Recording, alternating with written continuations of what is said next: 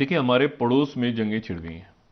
ये मैं बार बार बात कहता हूं कि और इसका उसका उसका अब असर जो है वो पाकिस्तान के ऊपर आना शुरू हो गया, आपकी मैशत पे। हमें चपेट पड़ती है ना बाहर से, फिर हम चीखे मारते हैं। इशू मुझे जिस बात का खदशा है वो ये है कि ये अफगानिस्तान के अंदर जो हो रहा है, जो इंडिया और चाइना के दरमियान हो रहा है और बढ़ेगा। नमस्कार दोस्तों, जियो डिबेट विद जय में आपका स्वागत है। भारतीय सैनिकों ने चीनी सैनिकों को जमकर पीटा तायांग में, और दुनिया के तमाम शक्तिशाली देशों को ये आभास हो गया है कि चीन को अगर कोई जमकर धुलाई कर सकता है तो वो भारत ही है।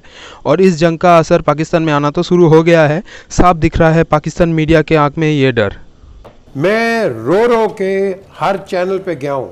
1948 की रेजोल्यूशंस की, द सिक्योरिटी काउंसिल। हम क्या करते हैं? हम रिएक्ट करते हैं बाद में, प्रोएक्ट तो हम करते नहीं हैं। पहले तो वो जो यूक्रेन की जंग छिड़ी हुई है उसका पूरी दुनिया पे असर आ गया। ठीक, ये वर्ल्ड वॉर इस आज की दुनिया में तो ऐसे ही है ना कि एक जगह पे जंग छिड़े तो दूसरी जगह। पहले तो पहली जंग अजीम में तो यूरोप में छिड़ी हुई है, तो यहाँ पे लोग दुआएं कर रहे थे, ठीक है ना, कैसे हो जाए। मतलब यहाँ पे बरसगीर तो सारा हिटलर के साथ था ना, जर्मनी के साथ था। जर्मनी लड़ा था बरतानिया से, यहाँ बरतानवी राज था, तो सब दुआएं मांगते थे जर्मनी के लिए। और इतनी दुआएं मांगते थे कि वो जो बर्तन थे उनका नाम भी जर्मन सिल्वर रख दिया था घरों में।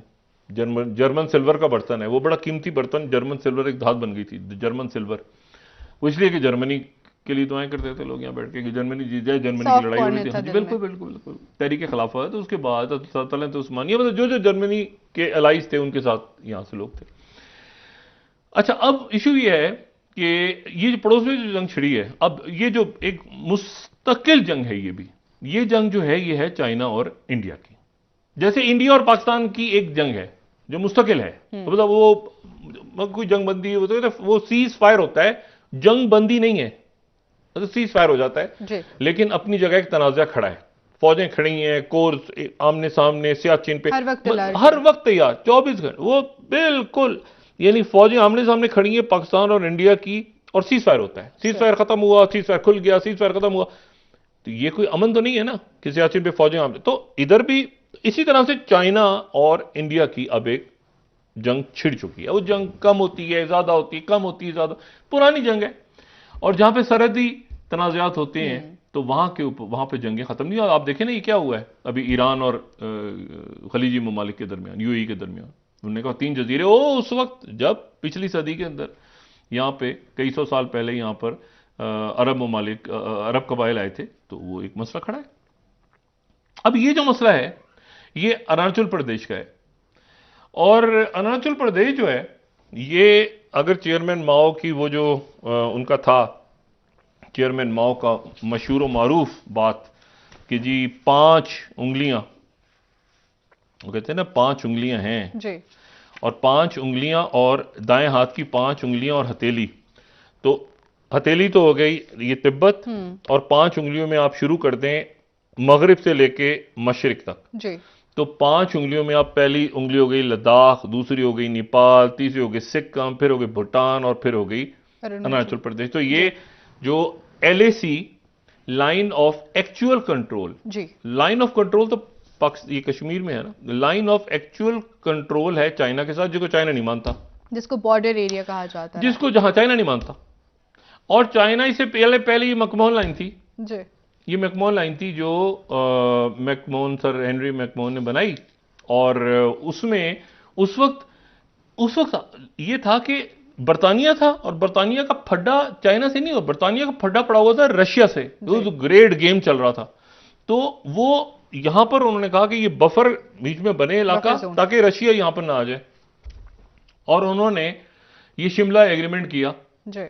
और शिमला एग्रीमेंट जो है ये 1913 और 14, एक तो बाद वाला शिमला एग्रीमेंट है ना जो भुट्टो साहब का और इंदिरा गांधी का, वो अलग है। वो शिमला एग्रीमेंट उस वक्त हुआ, और शिमला एग्रीमेंट हुआ तो उसमें तिब्बत के लोग गए, यहां से ब्रिटिश इंडिया के लोग गए, और चाइना से भी बुला लिया गया। लेकिन चाइना ने ये कहा, चाइना ने शिमला एग्रीमेंट जिसमें मैकमोहन लाइन बनी, उन्होंने कहा हम इसको नहीं मानते क्योंकि तिब्बत तो चाइना का हिस्सा है। तो चाइना ने उसको कभी नहीं माना, लेकिन चाइना उस वक्त कमजोर था, ये सेंचुरी ऑफ ह्यूमिलेशन, और वो वहां पे चाइना उस वक्त जो है वो बहुत से मसाइल का शिकार था। लेकिन उसके बाद ये हुआ कि 47 में इंडिया आजाद और 49 में चाइना आजाद, 50 के अंदर फिर फड्डा शुरू।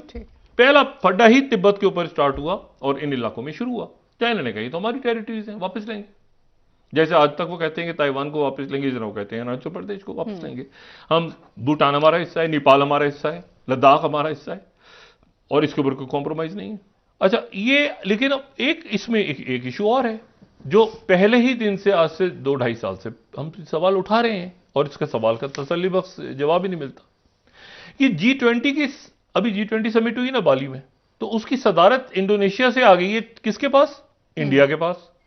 ये जो फटा पड़ा हुआ है ना, ये पूरा का पूरा जो LAC जिसको नहीं मानता, जो एक मुआहदा हुआ था, एक मुआहदा हो गया था, मतलब एक 90 की दहाई में जाके और एक मुआहदा हो गया था चाइना उनके दरमियान, एग्रीमेंट है वो ऐसे ही है, मतलब उसको कभी चाइना ने और इन्होंने डॉक्यूमेंटेड फॉर्म में नहीं LAC को लेकर आए। लेकिन LAC के पहले जो झगड़ा हुआ, जो मैंने कल भी कहा था, पहले जो 2020 में जो लड़ाई हुई, वो LAC जो ऑब्सलीट हो चुकी है, उसके मशरिक के कोने पे लद्दाख के गैल्व, ये जो है, ये अरुणाचल प्रदेश बिल्कुल दूसरा हिस्सा है, ठीक है ना।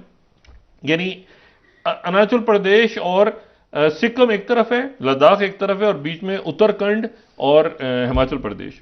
तो ये बिल्कुल जो है वो एक, यानी आप समझें कि पूरा ऐसे जो है ना, पूरा जो बॉर्डर है, यानी सैकड़ों मील बकौल इंडिया जितना मानता है उसको, या 1000 से ऊपर जो चाइना कहता है, तो वो पूरी की पूरी जो सरहद है, उन सरहदों पे लड़ाई है। सही।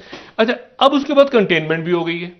इंडिया की कंटेनमेंट अपनी जगह ज़हन में रखें कि उधर से नेपाल, उधर से बांग्लादेश, उधर से म्यांमार, ये जो इवन ये जो रियासतें हैं, ये अरुणाचल प्रदेश जो है ना, ये 7 सिस्टर्स में सबसे बड़ी बहन है।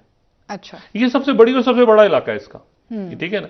तो लेकिन और आप ये देखेंगे, ये 7 बहनें जो हैं, इनके 5 तो हमसाए हैं, यानी एक इनका बॉर्डर लगता है ऊपर तिब्बत के साथ, तिब्बत चाइना, फिर एक म्यांमार के साथ लगता है, एक बांग्लादेश के साथ, भूटान के साथ लगता है। तो इशू ये है कि ये जो है, ये चारों तरफ इनके बहुत सारे मुल्क हैं, और नेपाल के साथ भी लगता है। तो और ये अब ये देखना है कि ये इंडिया अपने आप को कंटेनमेंट से कैसे निकालता है, कंटेनमेंट से कैसे निकालता है, नंबर 1। नंबर 2, अमेरिका किधर गया? अमेरिका के अपने दाखिली मसाइल हैं। यूरोप किधर गया? यूरोप के अपने मसाइल हैं। रशिया किधर है? रशिया यूक्रेन की जंग में फंसा हुआ। तो ये चाइना, ये इंडिया का अपना इशू है कि इंडिया इस वक्त उलझ गया है चाइना के साथ। कोई मिडिल ईस्टर्न कंट्री, कोई आपके इत्तेहाद उनको जो पता चलता है ना कि चाइना से लड़ाई हो रही है किसी मुल्क में,